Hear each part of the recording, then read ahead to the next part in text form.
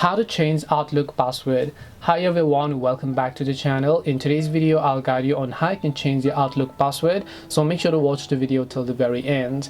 If you'd like to change your password on Outlook, all you have to do is go to outlook.live.com/mail and make sure that you're signed into your mail account. You have to understand one thing, that is that your Outlook account comes from your Microsoft account. So you talking about changing your Outlook password means you are talking about changing the password for your Microsoft account itself. To do this, after you are on the Outlook mail website, click the profile icon from the top right hand side of the screen, and here you'll see my Microsoft account. You want to make sure to just go to my Microsoft account here. When you go to my Microsoft account, first of all it is going to ask you to simply enter your password of your Microsoft account. So make sure to go ahead and then basically verify your current password over here. Once you've done that, you'll be taken to this page where by default you'll be able to see all the sorts of interface. So if you scroll down right under it, you'll find the change password button. Make sure to click the change password button here.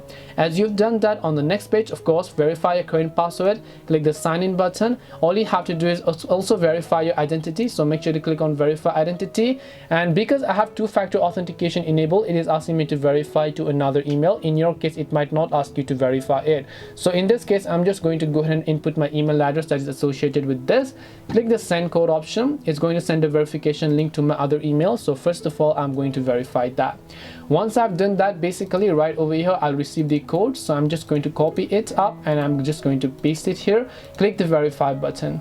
As you've done that, what you want to do is on the next specific page you'll be able to see change your password. Now all you have to do is just enter your current password. Once you enter your current password, you can simply enter the new password, re-enter the new password, click the save button, and your password will get successfully changed. This way you can change your Outlook password. Hope this video was very helpful. If you have any questions, feel free to leave them down. Thank you for watching and see you in the next video.